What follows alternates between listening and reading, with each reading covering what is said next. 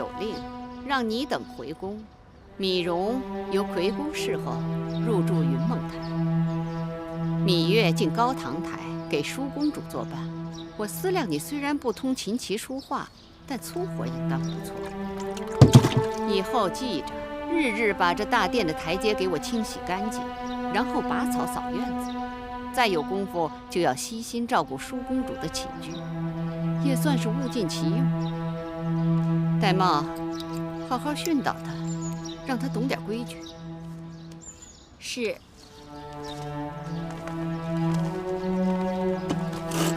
月儿，这擦地的活姑姑帮你干。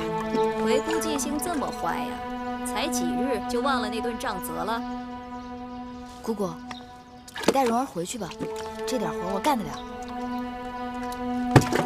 月公主，在奴婢这儿可别想偷奸耍滑，好好干活吧。回去吧。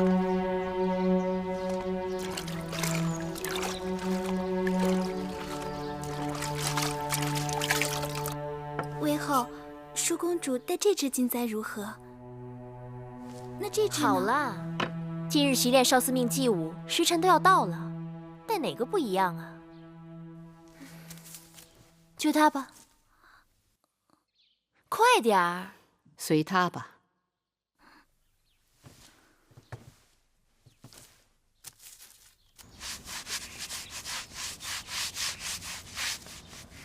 月儿，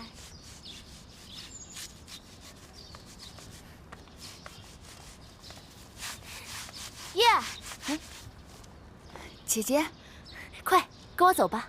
去哪儿啊？管他哪里，走就是了。快走。月公主，台阶擦干净了吗？已经很干净了。可上面明明还没擦。我说干净就干净了。舒公主，微后有旨，月公主不需要习练祭舞。那母后也没有下旨说月妹妹不许看本公主习练祭舞吧？走。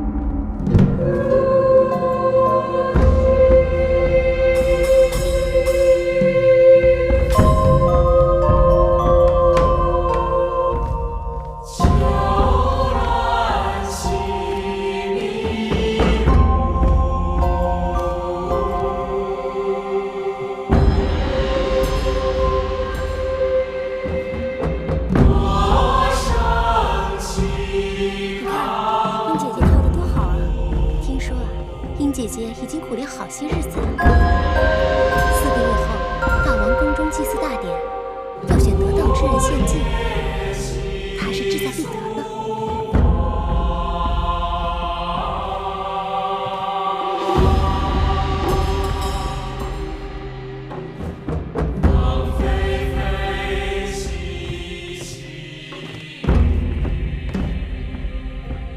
好。2位公主辛苦了。舒公主，这支少司命祭舞您习练的不够，此舞中要有手捏兰花的优雅，舒公主似有所不及。此舞却不是舒儿所长。舒公主的不及在于习练的不够，殷公主的不及却在于习练的过于刻意。我哪里跳得不好啦？难道习练多了也是错吗？公主们天生娇贵，生而自有俸禄彩艺。若论习练琴棋书画、礼乐骑射，乃至于女工厨艺、当家理政，是为了陶冶情操、增广见识，不至于五谷不分、四体不勤、雅俗不变、遇事不知。所以，让公主们习练的宗旨是什么呢？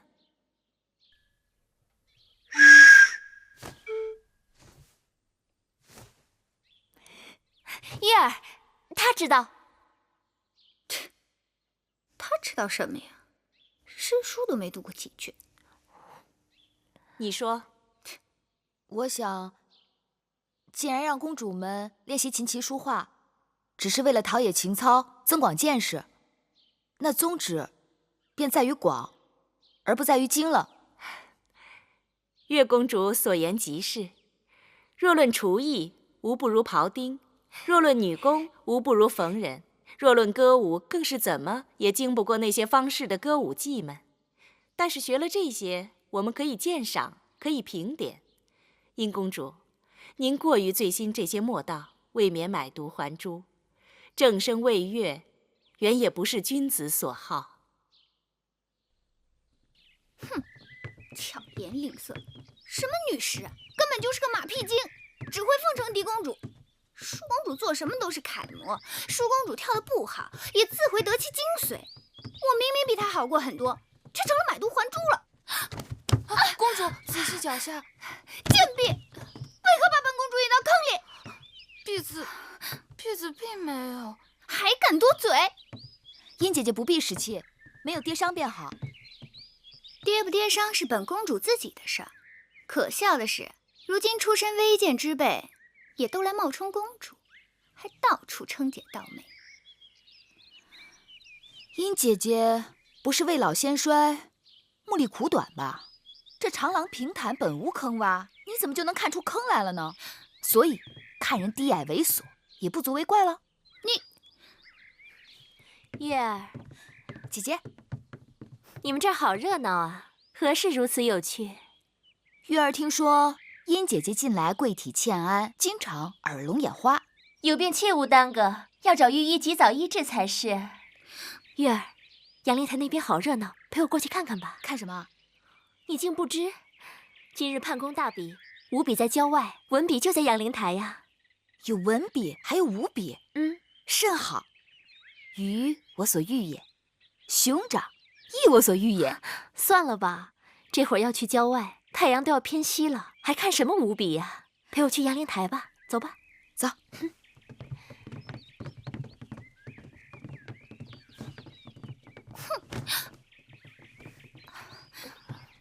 公主，是否即刻回宫？多嘴！我也去杨凌台。你们看，快来呀！是那边吗？就是那边来。哎呀，好多人呢！是啊，他们都来参加今日的文比呀，个个都是气宇不凡呢。今日啊，真可谓是人才荟萃呢。哎，你们说是不是啊？真是啊！我看看，让上我看看。那个美少年是谁啊？我知道，那个呀是唐乐。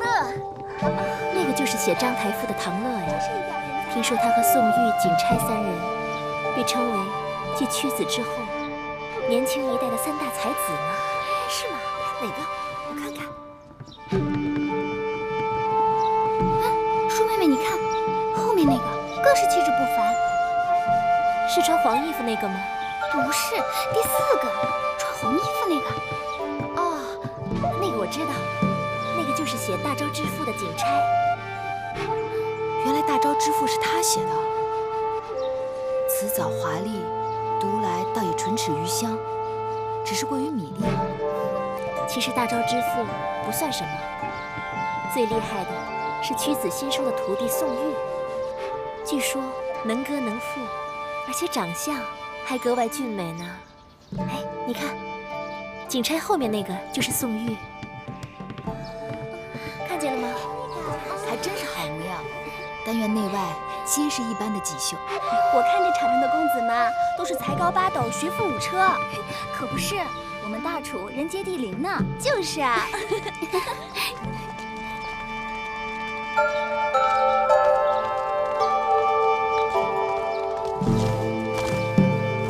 拜见大王，起。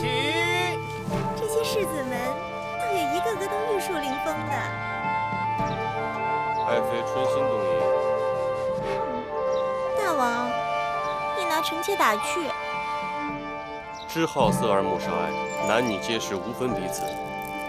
更何况是食色性也，爱妃无需害羞。大王真坏。男后是后宫楷模，理应非礼勿视，非礼勿言。母后教训的是，邓臣妾是为宫中的那些公主们做打算呢。此话怎讲？宫中的公主们大多已行家姬之礼，故见君子云胡不喜。只是不知道这里面哪一位才是舒妹妹的君子啊？舒儿的君子怎会在这群人里？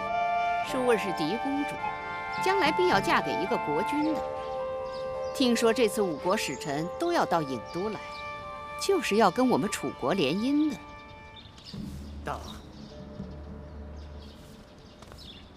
今日比文第1场，公子歇对公子乐，题目：不学诗，无以言。刚刚出场的那个世子是谁呀？可是东向而立之人。正是。那是当今才俊黄歇，太子的伴读，众世子中的佼佼者。孔子作诗300，分风雅颂3部，其中国风160篇，是学习各国语言和风俗的起步。行走列国，若是语言不通，以国风诗篇交流，已成常例。所以说，不学诗，无以言，便是如此。公子乐所言甚是，只是黄歇有一事不明。既然国风是诗中重中之重，为何列国习诗都先习颂？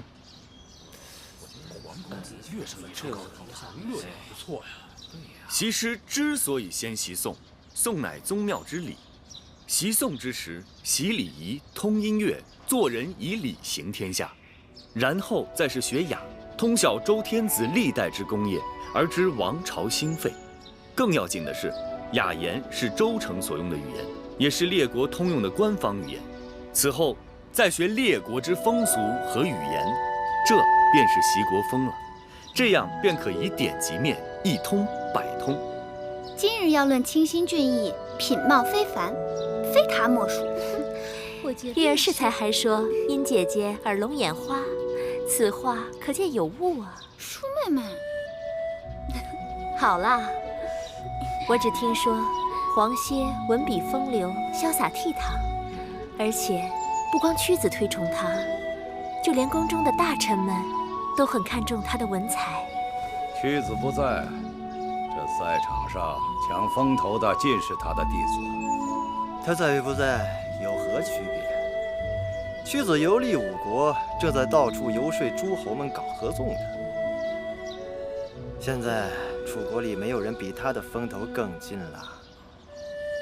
依黄公子之言，这风雅颂的次第应该为颂在前，雅为后，风更次之。错，风以感发人之良心也。人心正而后有正论，风在前，雅在后。朋友正而后君臣正，故大雅次小雅；君德正而后成功，故颂次大雅。所以诗300篇中，雅颂皆起于风而次于风。哎呀，黄公子真是有学问啊！果然，百闻不如一见。今日比文，高手如云。月儿，依你之见，今日花落谁家啊？我不知道。黄公子人中翘楚，因而看，今日赢者，非他莫属。你那么稀罕他，我怎么就没觉出他的好呢？黄公子言之有理，但在下仍有一事不明：这从古至今，学子们为诗言志还是诗言情而争论不休，不知黄公子有何高见？在心为志，发言为诗。情动于中而行于言，言不足故嗟叹之。情即为志，志即为情，情志不可分家。受教。太厉害了，真厉害！黄公子果然学识渊博。就是啊。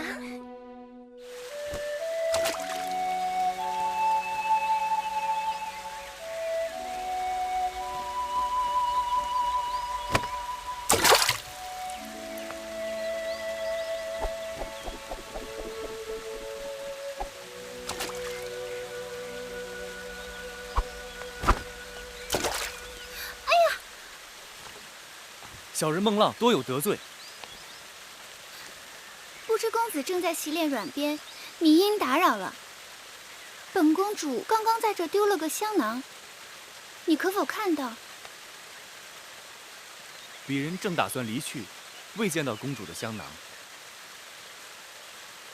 公子面熟，敢问姓名？在下太子伴读黄歇。啊，原来是公子歇。前日判公文笔，你一举夺魁，据说那些什么宋玉、景钗、唐乐，都输得心服口服呢。总算不负屈夫子教诲。只是不负屈夫子吗？还有大王的主望。除了大王呢？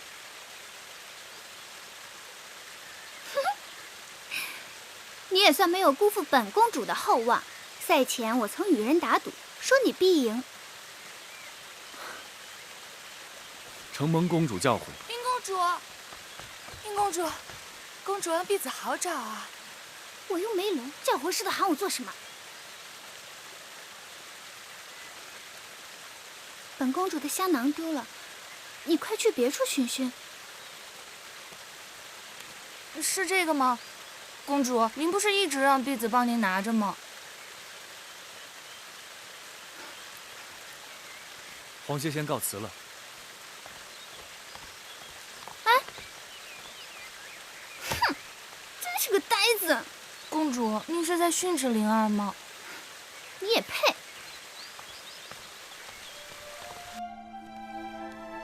姑姑，回姑，姑姑，月儿，姑姑，月儿，我想死魁姑了。月儿好像变白了，但是瘦了。姑姑可好？好，姑姑再好也比不上你们了。快坐。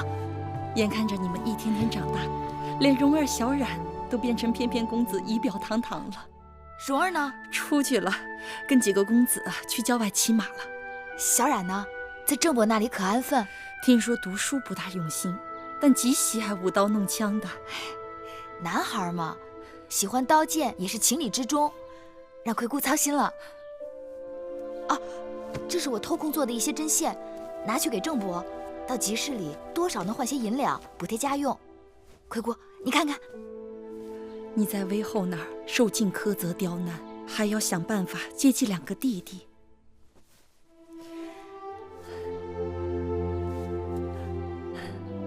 玉儿这针线是越做越好了。姑姑，你的眼睛怎么了？不碍事的，已经有些日子了，看什么呀，眼前都是雾蒙蒙的，大概是快入夏了，暑热闹的，一立秋就好了。我看看。姑姑，这是翳，是眼疾，你的眼睛里长翳了。人老了，不中用了。姑姑，你这是积劳成疾，是给累的。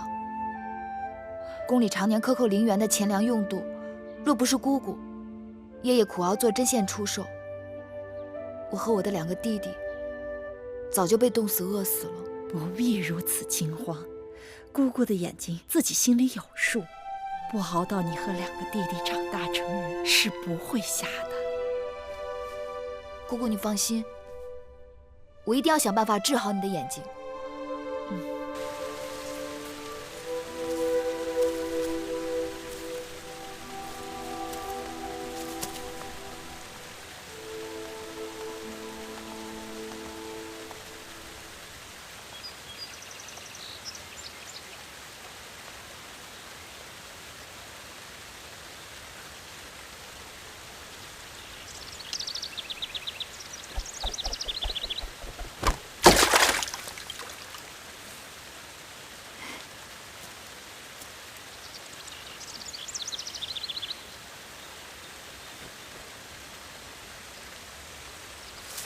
几日不见，公子用鞭抛石的技艺又有所精进。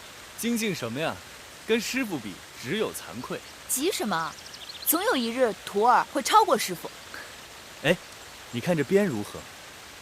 我看这手艺，像是宫中最好的工匠所为。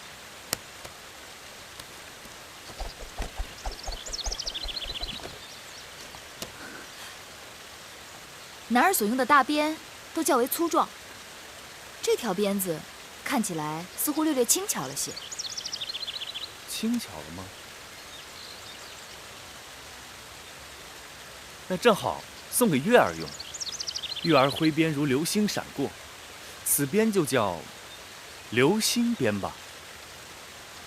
男子持鞭也有大小长短之分，大的强悍，小的轻便。公子这支鞭做随身之物也很好啊。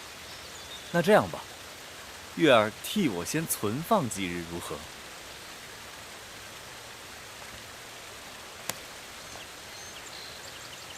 适才我见你在地上寻寻觅觅，不知你在寻觅些什么？魁姑患了眼疾，女医治曾告诉我，野菊金银花护肝明目。我已然采集煎汤给魁姑饮用，可昨日又得一秘方，说黄连清热解毒、泻火燥湿，若能将新鲜黄连的根茎碾碎，敷于眼疾处，效果极佳。可我寻遍宫内外，却找不到一株黄连。楚国虽产黄连，可是都长在高山峻岭之处。若要在这隐都寻到一株黄连，恐怕是难了。有一个地方，或许可以试试。哪儿？走。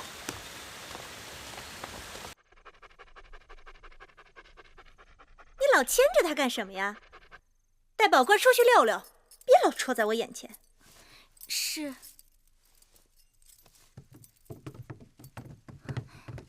夫人，怎么样？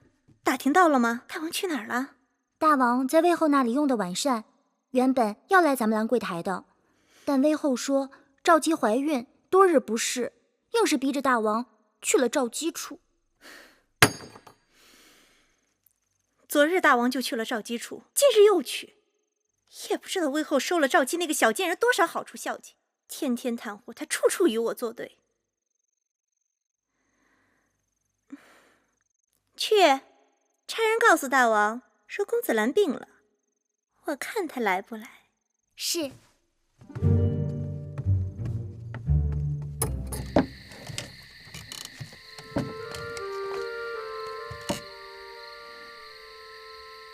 你真以为这有黄连？大王宠信郑袖，前不久让人出去搜集了许多隐都很少见的花草，都移种在这里，据说不乏药材，咱们可以试试。去看看。走。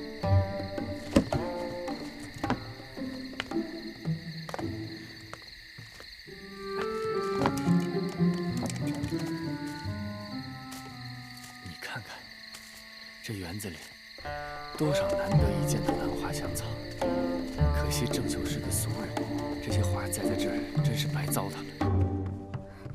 夫人，魏后来了。怎么搞的？大王没来，他却来了。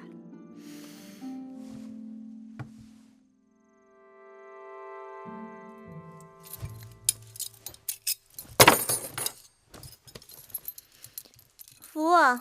是。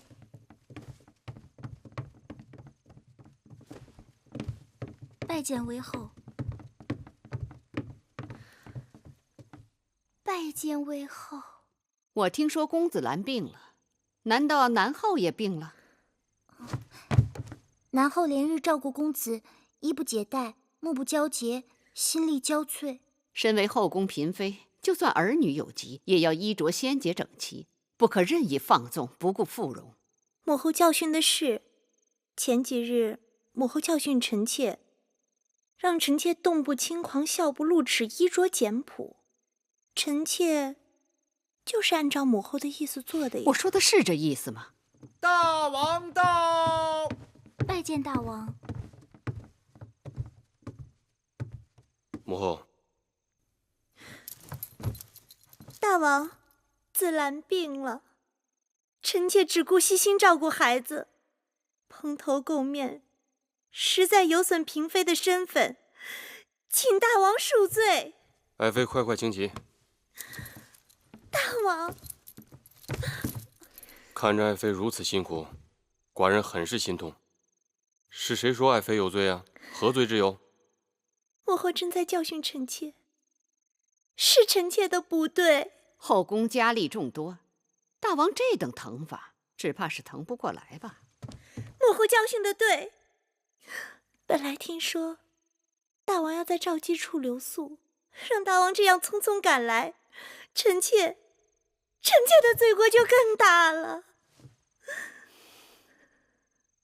紫兰到底病得如何？刚才让太医看过，紫兰体弱容易积食，需要时时小心照料。带寡人看看去。大王，请跟我来。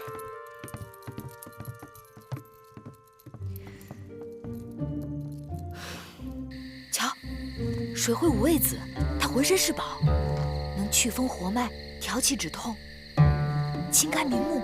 果子成熟后还香甜无比。既然如此之好，咱们就带回去给魁姑，这也算物尽其用。好啊，摘下。我去那边看看。好。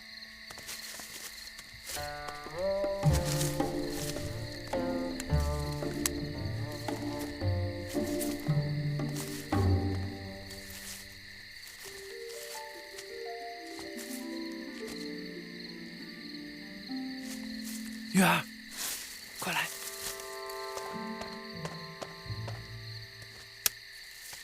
黄连，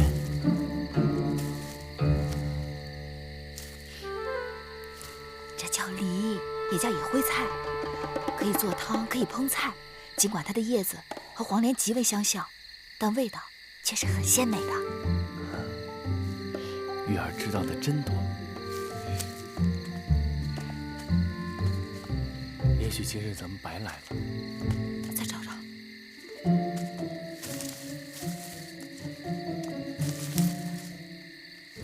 有了，黄连，这就是黄连。快把根挖出来。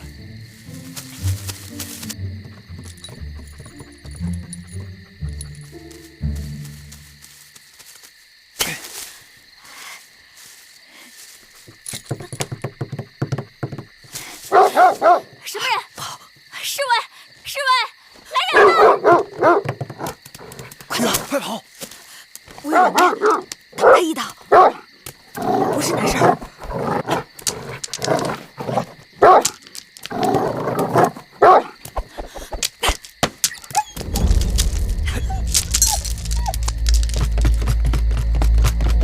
侍卫来了，被他们抓住可是大罪，快跑！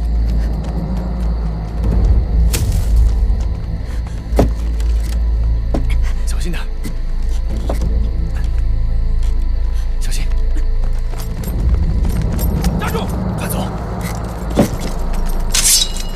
你承认敢擅闯兰桂台？在下太子伴读黄歇。带走！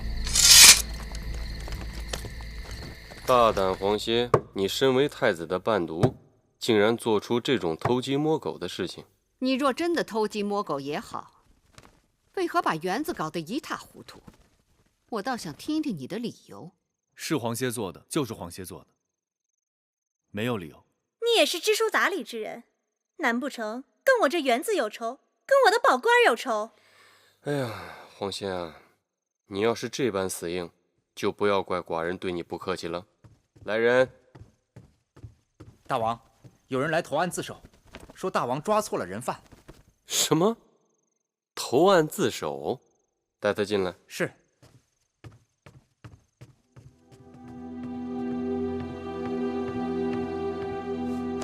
玉儿，你来做什么？今晚发生的一切，都是芈月所为。望大王威后、南后，责罚芈月，不要错怪黄公子。不要听芈月胡说，此事是黄歇一人所为，与芈月无关。狗是我打的，花草是我采烂的，你是一边看热闹的。侍卫抓住的是我，谁看见你做了？好了，我心里有数了。黄公子是出了名的谦谦君子，将这糟蹋花草、打狗之事由他一人承揽，说什么我都不信。芈月向来刁蛮无理，这倒是像他的做派。这件事情既然已经有人招供，也算是有了眉目。至于怎么处置，芈月是罪魁祸首，从陵园回宫才多少时日，就将后宫搅得鸡犬不宁。大王要以一警百，严惩不贷，以免他带坏了后宫的公子公主们。至于那黄歇受人蛊惑，不懂礼法，也该给他点教训。母后所言极是。大王，敢问大王，这兰桂台是何人的寝宫啊？爱妃，你是说笑呢？这兰桂台自然是爱妃你的寝宫啊。那大王为什么不问问臣妾，该如何处置闯入自己寝宫的人呢？好，好，好，那我倒要问问，你想要如何处罚这闯入你寝宫的人呢？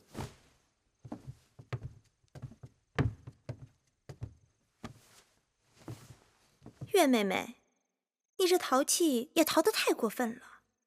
我与你打赌，说你能不能神不知鬼不觉地闯入我的后花园摘我花草。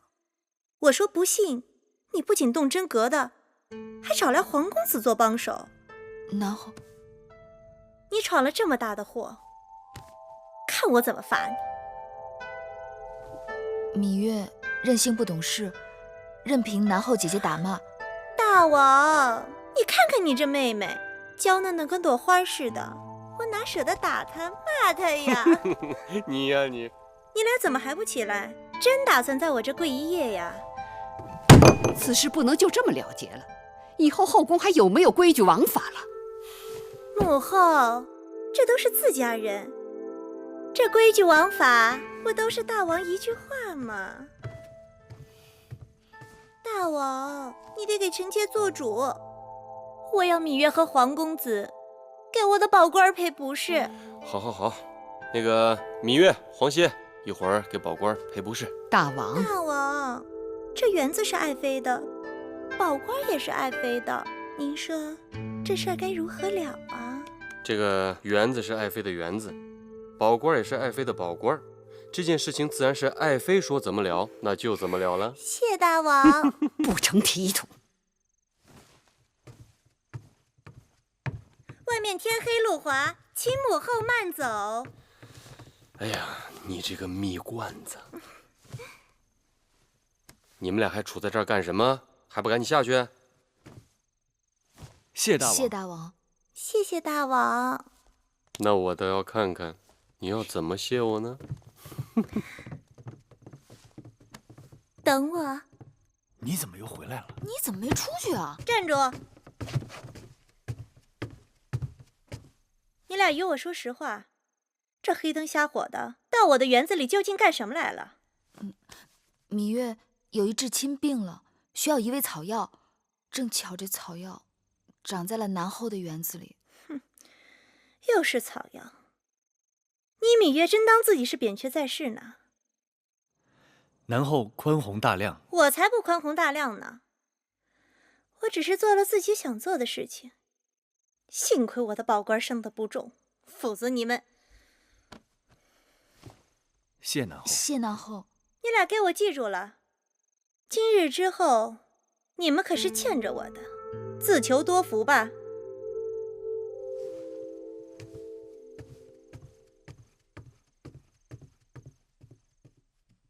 母后还在为昨日的事情苦恼吗？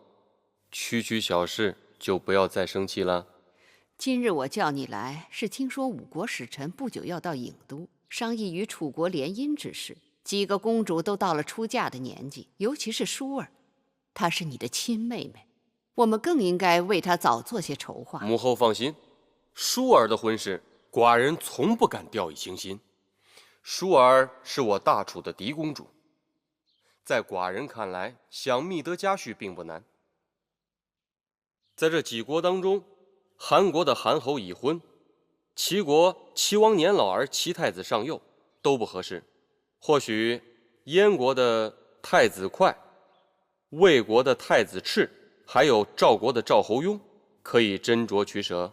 燕国太远且暗弱，魏国在走下坡路，而且求婚的是太子，都不如直接嫁给诸侯王最为有利。说起来，赵侯雍是最好的备选。他15岁继位，如今20多岁，且赵国都城邯郸又是出了名的繁华绮丽。寡人也听闻，这个赵侯雍胸怀大志，才智惊人，在列国当中倾慕他的公主不在少数。当然，他们要想与舒儿比，那就是烛火之光与日月争辉了。再者说，列国之中，我楚国最强。试问有哪一国的国君太子不想娶我楚国的嫡公主为王后呢？还有几个刚行过佳姬之礼的公主，我也有所打算。愿闻其详。公主芈音乖巧伶俐，平日在宫中对我也是恭敬顺从。或许可以嫁给魏太子赤，燕太子快。母后所言在理。那其他几个公主呢？寡人记得有个公主叫芈京，哦，还有昨晚闯祸的那个芈月。芈京倒也罢了，至于那个芈月，她是应生的女儿，将来也只能做应，做个陪嫁。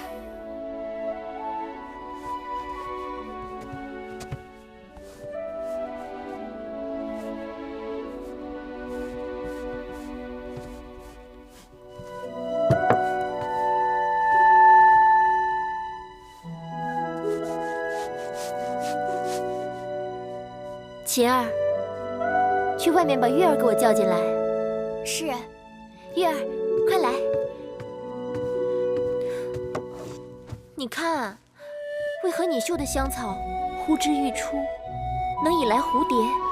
可是我绣的花儿垂头丧气，愁苦不堪，气死人了。天下哪有长在丝绢上的花朵？若想绣花，先与花作伴。舒姐姐该多在园子里走走，心里沾上了花草的灵气，绣在丝绢上又有何难处？可是母后最不喜欢我出去了，哪像你10条绳子都拘不住你。哎，昨日晚上我去你房中找你，你房中无人，偷偷溜到哪儿去了？自然不会告诉你。不告诉我算了。让你不告诉我，让你不告诉我，快告诉我，告诉我，快了你了！去哪儿了？去哪儿了？就是公主。舒公主，刚才我从魏后的屋前经过，听到魏后在和大王商议公主们的婚事。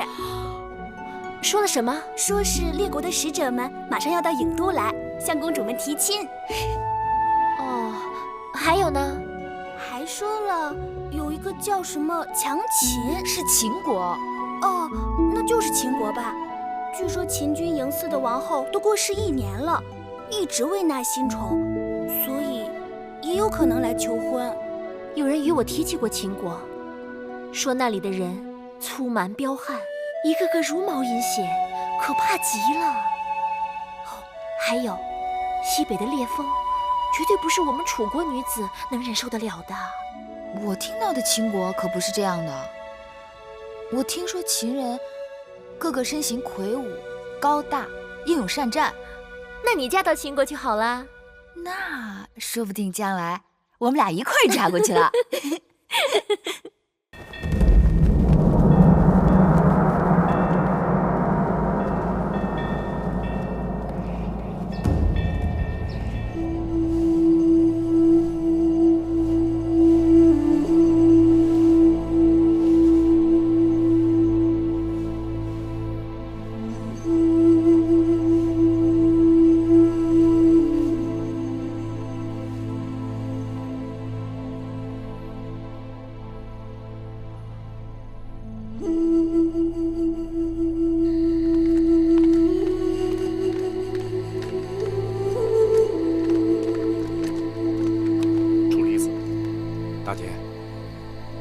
大王还没有出来。从早朝后就进了交房殿，到这时候没有再传唤任何人。哦，楚离子，大王跟老农吩咐过，不让任何人进去。大王若恼，怪罪我好了。哎，楚离子，楚离子。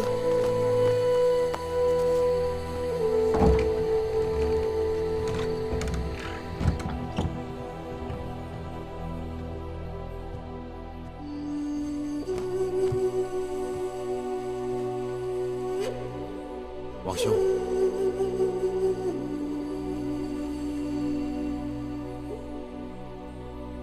你跪在这儿做什么？臣弟知道王兄遇灵后伉俪情深，听说王兄从午前就进入这交房殿，整整1日，粒米未食，滴水未进，臣弟难免有些担心。今日是他的忌日。过去1年里，因大秦千里之地尽系于寡人一身，所以从不敢废弛政务。有懈怠之心。唯有今日是个例外。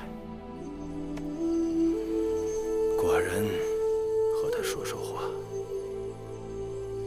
让他知道寡人的心事。不知王兄都跟他说了些什么？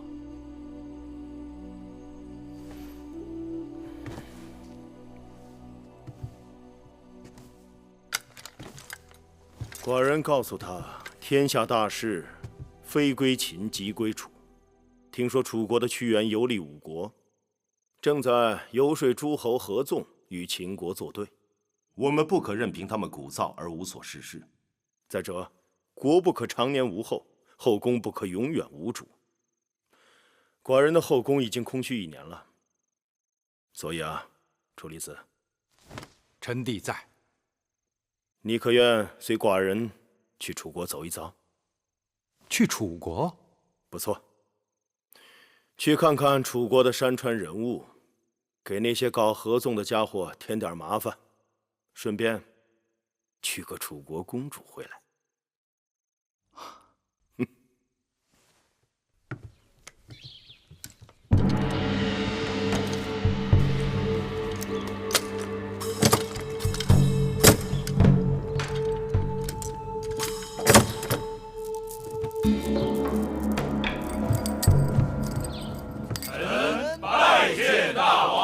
众卿免礼，谢大王。退，归坐。屈子，臣在。此番出使成果如何？禀大王，臣此番出使已与列国达成协议，齐、燕、赵、魏、韩5国已经答应4个月后与我大楚在郢都举行会盟，并且各国都有意与我楚国联姻，一致推举由我楚国作为合纵长，共同联兵对付秦国。恭喜大王，贺喜大王！此番大王为合纵长，实是我楚国大扬国威之时。屈子实在有功，此番郢都之会就由屈子一手操办。臣遵旨。屈子快快免礼。臣以为会盟之时，诸王齐聚郢都，屈子一人恐怕过于操劳。言之有理，那就劳烦令尹朝阳协同屈子。公尹昭居和大夫靳尚都办事谨慎，也可协同屈子。不知大王意下如何？屈子意下如何？臣以为靳尚大夫事务繁忙，公尹昭居一人辅助即可，请大王恩准。准。绿叶惜素枝，绿叶惜素枝。公子歇，门外有一公主要见你。月儿，月儿。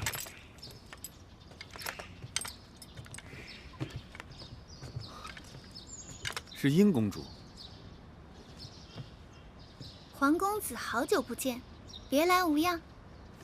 感激殷公主挂牵，不知殷公主找子歇有何贵干？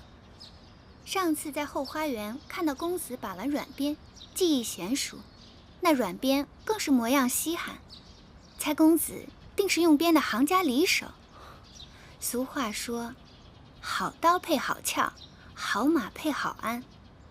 我这里有块上好的玉髓，如嵌在鞭柄上，正配得上公子的鞭子。你看看这块玉髓，是否合公子的意？这块玉髓是我母亲当年出嫁时的陪嫁。楚国尽管富庶，宫中宝物无数，但像这样好成色的玉髓却是不多见的。多谢殷公主厚爱，只是此物过于贵重，子歇绝不敢领受。更何况是你母亲所赐，理应珍惜，怎可随意送人？这也是本公主的一片心意。无功不受禄。太子还有事传唤，子歇先告辞了，多有得罪。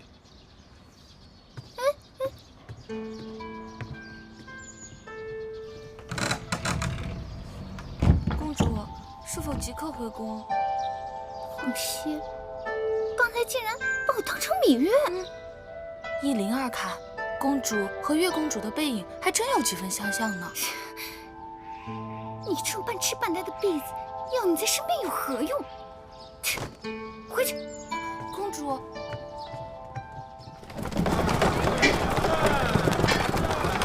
你又偷着跑出来跟我去看小雨，若让魏后知道了，说不定要怎么责罚。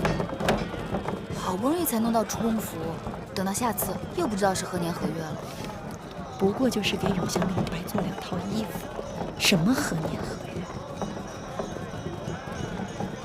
葵姑的眼疾，用药这些天可有好转了？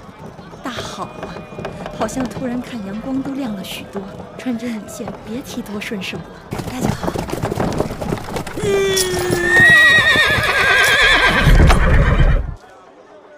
哎，松手！怎么回事？松手！快松手！下去看看。打你了！臭要饭的，快松手！松手！松不松手？哎，别打！哎，是谁把你打成这样的？哎，你要干什么？干什么？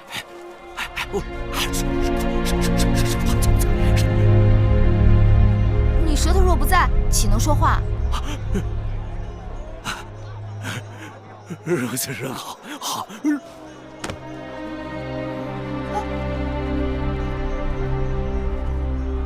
哎，葵姑，他是死了吗？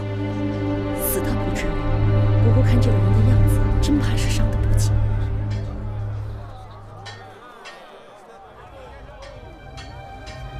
葵姑，我们把他扶上马车。月儿，这个人满身是血，不能见死不救。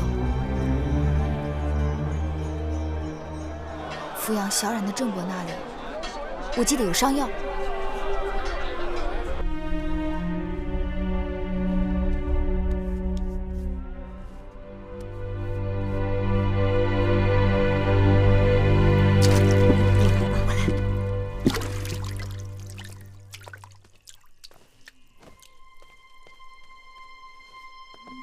郑伯，我又带了些绣品来。对，这是上次卖绣品得到的钱，你且拿着。用不了这么多，我拿走一些，去补贴云梦台的用度，剩下的留给你。你抚养小冉已经很不容易了，还要帮我卖绣品，这就见外了。你的针线是绝好的，每次拿到集市上，这个也抢，那个也要，不一会儿就卖光了。那这些东西仍要劳烦郑伯。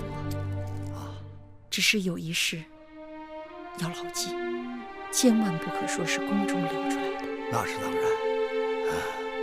月公主大小也是个公主啊，宫中清苦，竟以置于私。多亏了你这用心思补贴。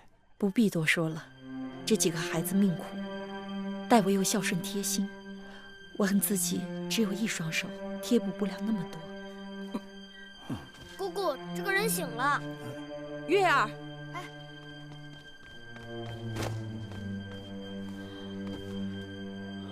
先生是何人？怎么会伤成这样？我这是在哪儿？你们是什么人？我叫芈月，这是葵姑，这是我的弟弟小冉，这是郑伯。哎，先生，别动。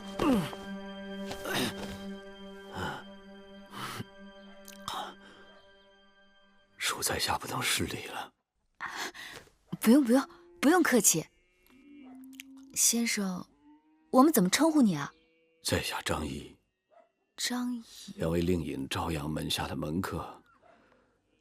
朝阳丢了和氏璧，因我一生寒酸，应赖我偷盗，百般拷打。谁料到张仪本是个绝世之才，我一块破石头差点丢了性命。和氏璧，就是那个自生泥光，冬如暖炉，夏如冰，能护身辟邪的至宝。你们觉得它是个宝物，在我眼里一文不值。窃钩者诛，窃国者侯。同为偷盗，却有大小之分与礼数之分。都知道朝阳心胸狭窄，为人多疑，触怒了他就如同找死。何况世人都是先敬罗山，后敬人。张子受了委屈，不如在这里暂时栖身养伤。是啊，我张仪身无分文。你看我们像有钱人吗？不过，先生的衣裳实在过于褴褛，我和葵姑倒是可以为先生做件新衣。一件衣裳难死了张仪呀！我本打算凭着真本事来打天下，如今我清楚了，大争之事，人心险恶，能随机应变，能屈能弯，方有胜算。老天有眼，还给我留了一条3寸不烂之舌。凭他，今后我一定说出个天下，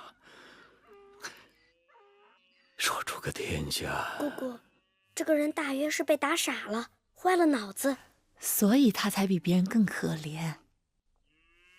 月儿，时辰不早了，咱们也该回宫了。好。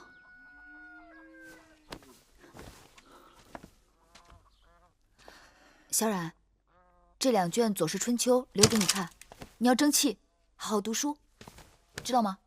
小冉知道了。郑伯，这位先生就拜托你了。啊，你就放心吧。先生，我和葵姑就先走了。楚国的道路似乎比我们秦国要宽阔些。楚人好乘车，我秦人好骑马。马车行驶的道路自是比驰马之路要宽阔。也是，我们一路行来，看到楚国的马车和我们秦国的马车确实如此甚为不便。如果将来能够统一车轨，从我大秦修一条直道，横贯魏国，直通楚国，岂不快哉？王兄此言大有深意，这是要一统天下呀。只是眼下，首先要对各国各个击破。他们楚国可以许给别人好处，我们也可以，不就是比谁给的甜头更大吗？可是寡人却是个只爱吃甜头，又不想给好处的人。那王兄如果娶了楚国的嫡公主，岂不是一举两得？只是臣弟担心，万一那嫡公主长相丑不堪，放她在后宫，从此与寡人两不相干。好了，楚离子，我也许久未动了，此刻放放马力，看你我所乘之马哪个更健俊。王兄若有此幸，臣弟哪敢不从命啊！去！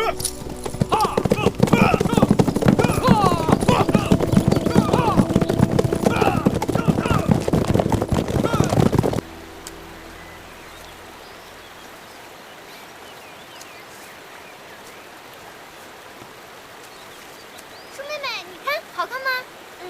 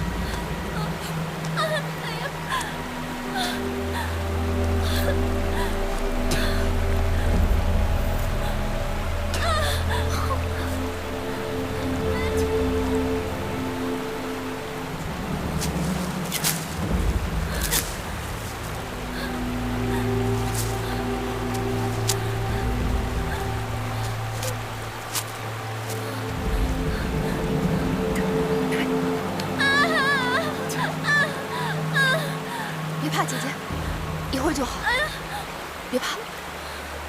公主，公主，公主，你醒醒！月公主怎么办呀？舒儿，你还疼吗？好多了。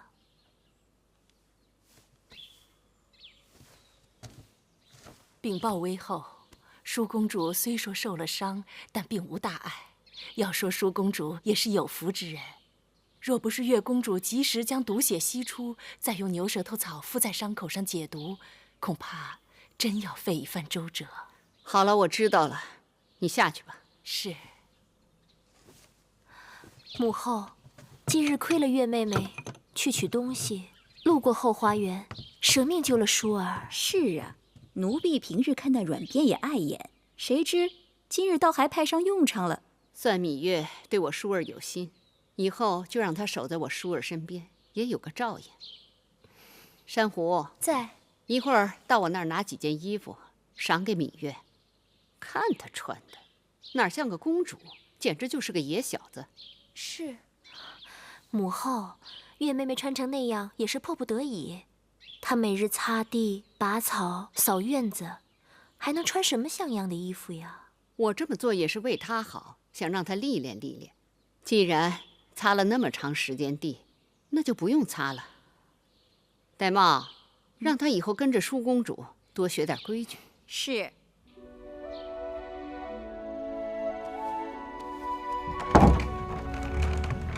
月儿，姐姐，来。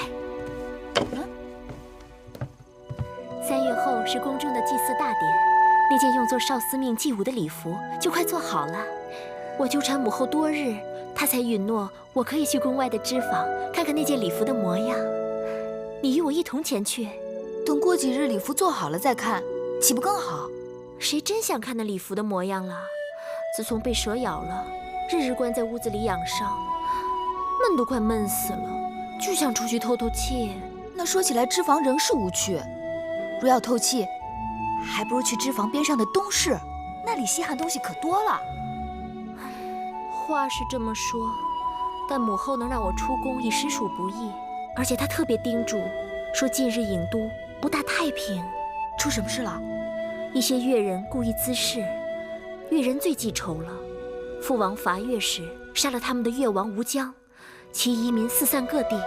这2年，他们又出现在郢都，屡屡滋扰生事，很令人头疼。你我哪有那么好的运气？一出门就碰上越人，何况月儿的鞭子也不是吃素的。那就算没有越人作怪，母后派了那么多人跟随，想去东市，恐怕很难。这有何难？只要姐姐让绿萝去准备2身寻常女子的衣裳就行了。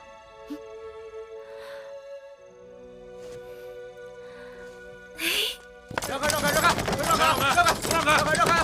点！快点！为何是哪位公主啊？这阵势，该是狄公主吧？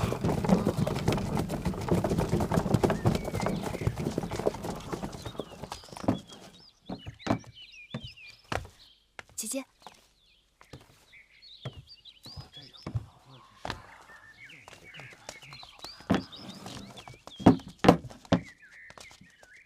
我们会在织坊耽搁1、2个时辰，你们就在门外等着吧。是。是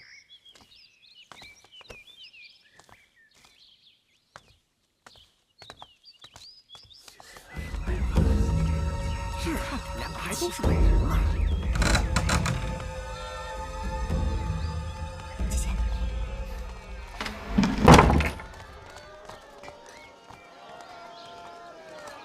快走！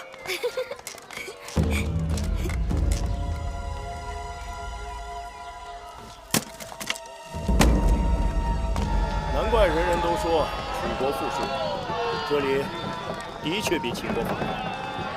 车水马龙，人流如织。这里人太多了，摩肩接踵。臣弟还是更喜欢咱们秦国的集市，遵规守纪。慢着点儿，别井然有序，哪像这里混乱不堪。说的也是啊。都来看一看了啊！不过呀，做生意还是人多了好。哎，说起生意一事，臣弟已为王兄打听到楚国狄公主的确切消息。说来听听。那狄公主名叫芈姝，据说贤淑端庄，是诸国狄公主当中难得的美人啊。看来寡人运气不错。不过这秦楚联姻，还需要相宜之人搭线才能成功。王兄说的是，数年前，我与上官大夫靳尚曾在魏国相遇，也算是旧日好友。此人野心勃勃，又诛求无怨，不妨先用他做庄买卖。大白兔，这是兔子吧？兔子啊！看着秃噜套，知道啊？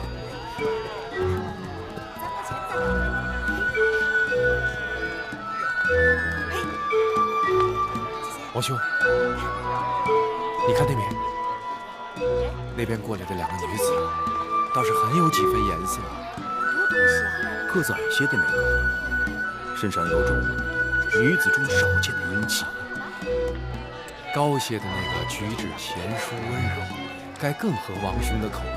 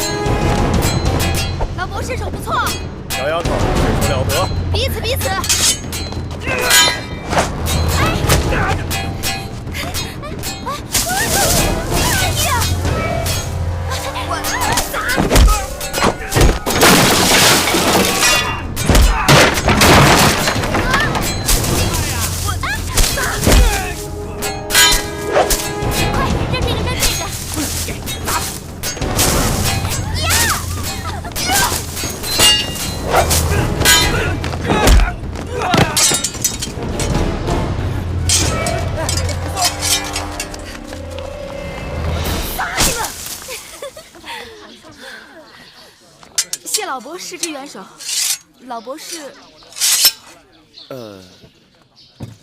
老伯是秦国的商人。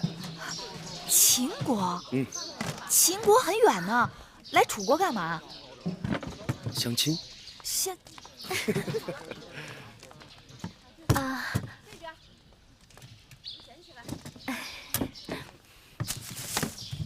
好汉急公好义，受小女子一拜。哎，贵人不必多礼。你们两人没有受惊吓吧？没有。哦，那就好。刚才那几个想要杀你们的人，短发纹身，像是越人。你们两个弱女子，怎么会招惹了他们？谁招惹他们了？是他们自己杀上门来的。越人虽然好斗，但从来不随意伤害别人。是我们的先王杀了他们的大王。那也没有道理啊，除非你们是楚国的王子。你受伤了，兄长。没事，区小伤，不算什么。都流血了。我等遭遇无妄之灾，连累先生受伤了，姝儿于心不忍。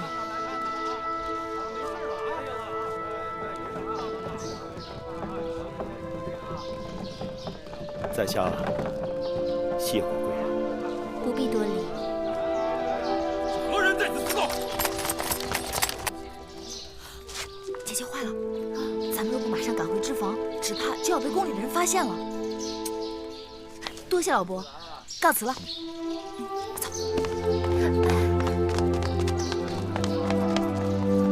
恭喜王兄！刚才被越人咬了一口，西风何来？王兄没听见那女子自称舒儿，旁边那女子还说到宫里。看来越人追杀他们是有道理的。可是楚宫里公主不少，谁知道她是哪一个？臣弟刚刚跟王兄讲过的，那楚国的嫡公主就叫宜舒。看来王兄中头彩了。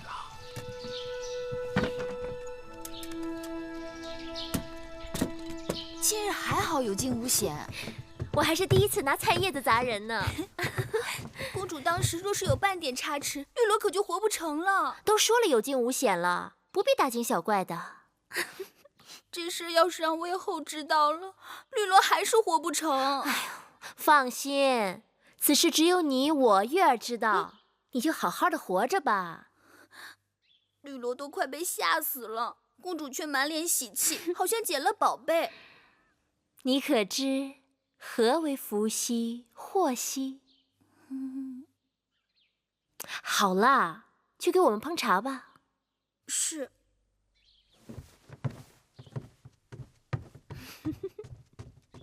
哎，姐姐，那老伯的剑法真不错，若不是他挡得快，那越人的刀就落在姐姐头上了。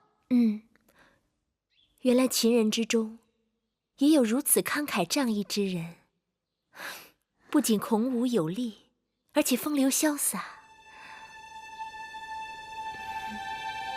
难道姐姐真的喜欢上秦人啦？我只是在说秦人与我们楚人的区别啊。再说了，我们楚人当中也有出色的男子啊，不仅风度翩翩，还玉树临风。就像谁啊？怎么不说了？不像谁？就像黄公子、黄歇那样，如何？那是你说的，不是我说的。你不喜欢黄公子吗？我何时喜欢过？玉树临风，也不招妹妹喜欢。明明是姐姐喜欢孔武有力、风流潇洒的。死丫头！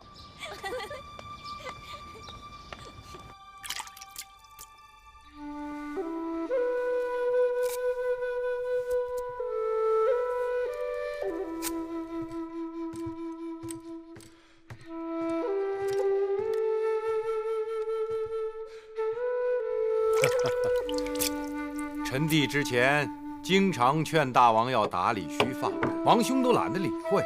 今日一个小丫头叫了一声老伯，王兄回来就忙着修剪胡子。你说，寡人真的有那么老吗？王兄一把络腮胡子，威风神武。只是这楚人华而不实，连男人都讲究修饰。大王的须发，在我秦人看来是相貌堂堂，只怕会吓到那些楚国的小丫头们。依寡人看，楚国的男子都缺乏血性，他们不以健壮为美，却以削瘦为美；不以弓马为荣，却以师父为荣；不以军功为尊，却以亲族为尊。将来秦楚开战，楚国必输无疑。禀报大王，何事？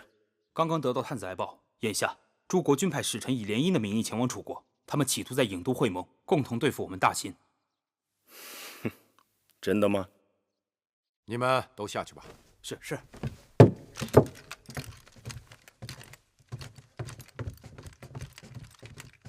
大王，来者不善，需多加提防才是。没什么可慌张的，既来之则安之。寡人还要多住几日，想办法多得到一些楚国的文化典籍、刺绣、养蚕等书。除此之外，还要招揽楚国的英雄贤士，娶到楚国的嫡公主。寡人要布一盘好棋，一步一步的走。这先走哪一个棋子呢？你打算修一下胡子吗？我，臣弟敬谢不敏。屈子，你可知秦王嬴驷已到郢都？是。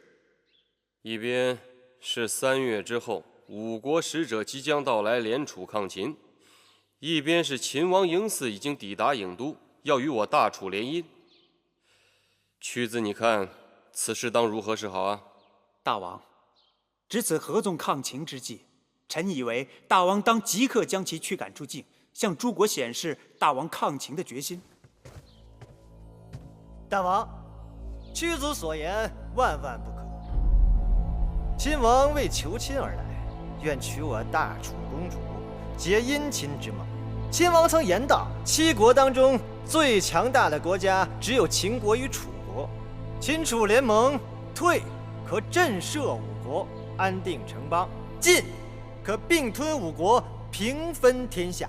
由此可见，秦王对我大楚心怀友善。秦王来我郢都，若寡人直接将他驱赶，未免有些不讲礼义了。大王，乱世之中，7国争雄，我楚国与秦讲礼义。若有朝一日大王与秦王逆位而处，那秦王未必会和大王讲什么礼义呀。你是在诅咒大王日后会被秦国所擒吗？臣未有此意。然秦王乃虎狼之辈，大王切不可姑息养奸呐。大王，2国交兵不斩来使，更何况楚国和秦国并未闹翻。吴国推举大王为合纵长，那是因为我大楚强盛，更是因为大王道德楷模。若大王对秦王做出败礼负义之事，那岂不为全天下人所耻笑？如今是争雄之势，礼位之崩，乐位之坏，众人都不讲礼义诚信。然我大楚一直礼义为先，驱赶秦王以人口实，是寡人平日所不取的。大王，3个月后5国使臣将至郢都，此事皆是据闻。秦王就在郢都，自然不会不知晓楚国欲与5国立合纵之盟，而这一联盟将大大不利于秦国。秦王此来，必是期与大王连横，破坏6国合纵啊！大王，在合纵盟约定成之前，多一事不如少一事。大王若会见秦王，无论结局如何，都会引起5国使臣的猜测。也许，这也正是秦王想要达到的目的。大王，秦王也是一国之君，乘意而至，大王若不见他，于情于理都说不过去吧？大王若觉为难，臣有一字可应对秦王。何字？托。托？大王既不说要见秦王，亦不说不见秦王，只言身体不适，事务繁忙。若稍有闲暇，必与秦王杯酒言欢。那要拖到几时？拖一时算一时。若能拖到楚国与5国结盟已定，秦王听闻必将遁走。倘若再厚着脸皮求见大王，其生死荣辱，均已操于大王之手。众卿看呢？这个主意好。大王，臣以为还是不见得好，省得麻烦。大王，臣也认为眼下也只能这样啊。善，那寡人就依屈子所言，拖他一拖。大王，楚王推脱身体不适，避而不见。什么身体不适？明明是托辞。那就用不着跟他多费口舌，定是有人给他定下了计谋。世间之物，多不可强取，但可迂回。寡人想，那朝堂之上并非铜墙铁壁，你不妨与你的老友靳尚再多走动些。臣弟已赠予他财物，那靳尚过贪是典型的小人之才，给他好处向来是有一报才还一报。这种人正合寡人之意。晋上向来自负，善于钻营和游说，气量狭小，睚眦必报，有着与其才华不相称的勃勃野心。寡人不怕他贪，就怕他不贪。给他一颗大大的鱼饵，让他为寡人钓上楚国最大的鱼。此外，寡人要娶楚国的嫡公主。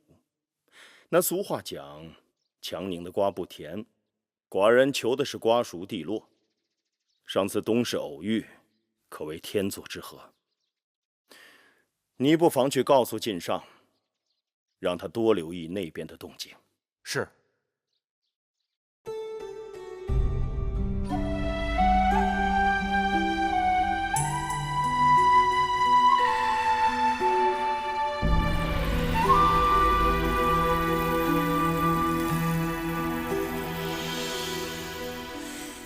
繁星如许，明月如初，前尘往事从何起数？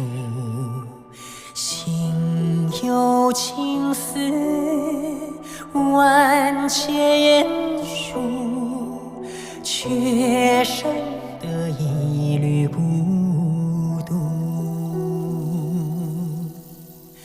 春花开谢，秋草又枯，盛衰荣辱，如何细数？泥水暖，渭水寒，换不回一人如故。尝尽悲欢离合人间苦，却怎么咫尺天涯陌路？去心诉，痴一度，去情再相负。愿为你凭尽柔情傲骨，望尽相思红颜凋零处。我只愿与你朝朝暮暮，爱如星，恨如骨，生死再相负。愿为你永生永世守护，愿为你永生永世守